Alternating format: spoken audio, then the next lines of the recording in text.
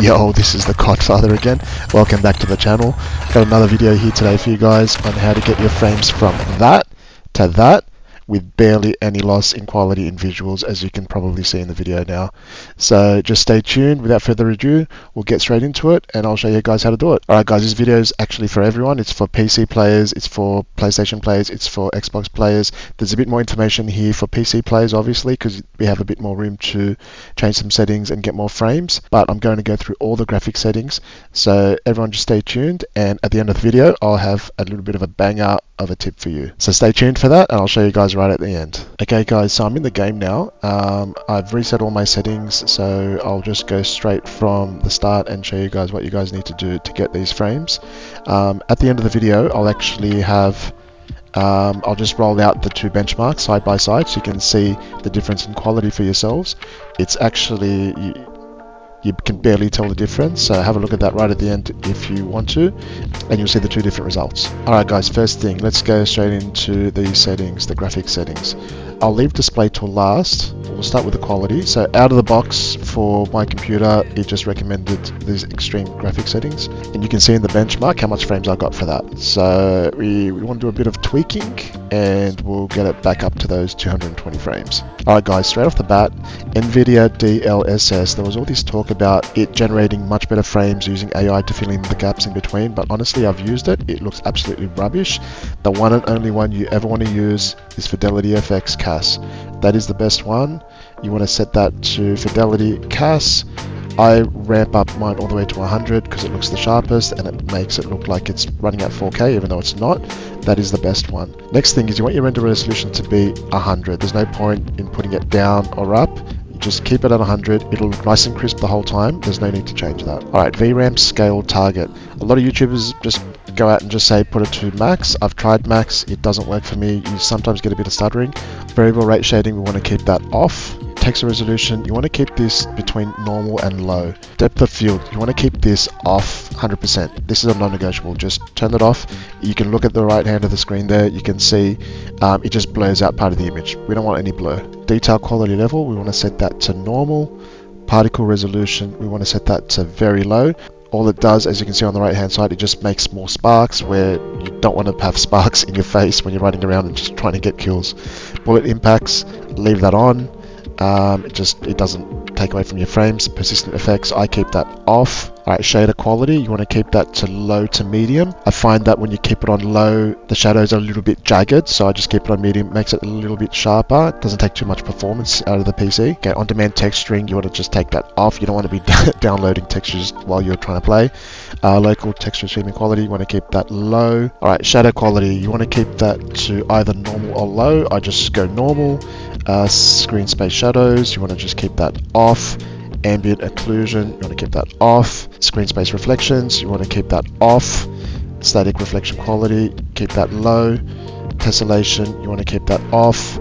Terrain memory, I keep it on max. To me, when I just read the description, set allowed memory size for distant terrain textures, I just want to keep all the textures in the memory so it doesn't have to load again. So for me, it makes sense just to keep it on max. I've tried max, medium, and min. They don't really have an effect on frames.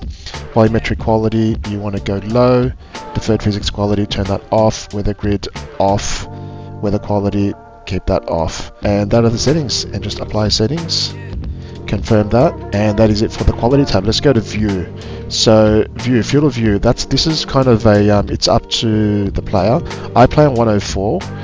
You want to be playing, if you're going to be playing competitive multiplayer or ranked, you want to be playing somewhere between 95 to 105 to 110. Most of the pros are probably around about 98 to 97, I've noticed. So you want to keep it around there. ADS field of view, you really want to keep this affected. That's a non-negotiable. Basically, you can try independent, and I guarantee you'll get back to affected. It just helps with the visual recoil. Weapon field of view, you want to go wide. I know wide makes it sound like it's going to make the weapon wider, but it's the opposite. It makes the field of view wider, which makes the weapon actually narrower, so you can see more of the screen around you. Third person field of view, I mean, it doesn't really matter. Vehicle field of view doesn't really matter. Weapon motion blur, this has to be off. That's a non-negotiable. You don't want to be blurring every time you you're turning and looking around. Weapon motion blur, turn that off. You don't want to have any blur on your screen at all. You can see on the right hand side of the screen the two comparisons. You just don't want any blur on your screen when you're trying to turn and turn on plays and things like that. Film grain, you want to put that to 0. You don't want anything to affect your view. It's hard enough finding plays in the corner of the room where they're trying to hide. Camera movement, you want to keep this to the lowest. The lowest is 50%.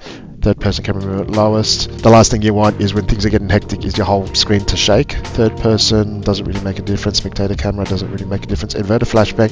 This is up to you. I like to keep it on. So basically when you get flashed, instead of the whole screen going white and it's like you're just staring into the sun, it just hurts your eyes, it just goes black instead. So I think it's a bit better for your eyes. That's it for the view. So we'll go to the display. Okay, so full screen borderless is what I use, just only because I like to tab out of my game and do other things on my PC while I'm playing. If you want to get the best performance, full screen exclusive is your best one. Actually, having said that, when I do play in a tournament or an important match of some sort, I actually put it on exclusive because I'm just concentrating on the game and I'm not tabbing in and out. So that's probably one time that you might want to use it, or you want to just keep that on. That's your personal preference.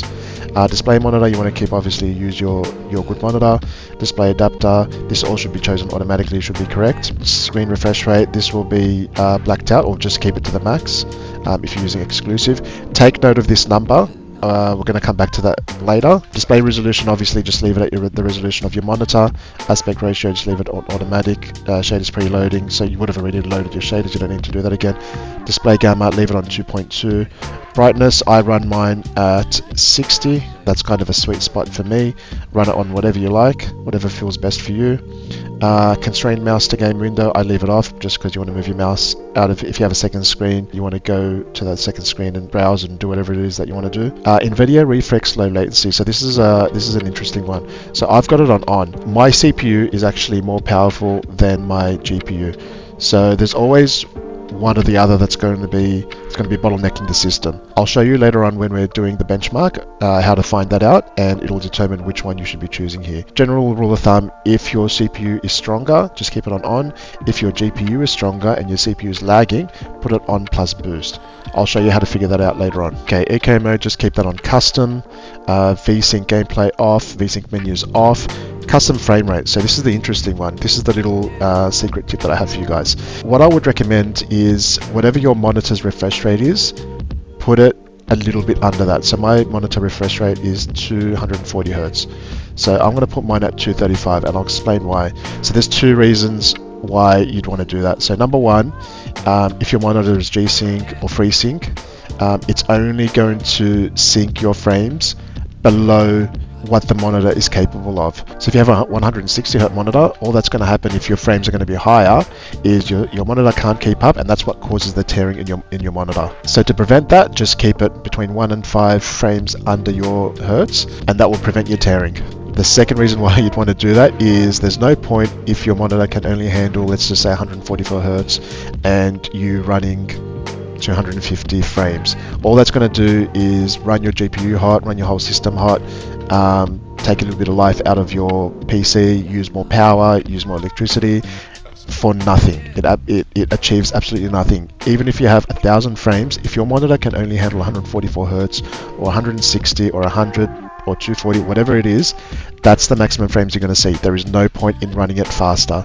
So it's just going to burn everything out and you're not getting the benefit of it. So that's why I say keep it just a tiny bit under so you can get the best for what your monitor can handle. For menu, I just run mine at 60. It's just in between games, give the GPU a little bit of rest, let it cool down a little bit. Out of focus, I just leave it at 30. Focus mode 0. HDR, just keep that off and apply settings, and that's it. Alright guys, so all the settings that you saw before that were the default, they're going to be running on the left hand side, and all the new settings are going to be running here on the right hand side.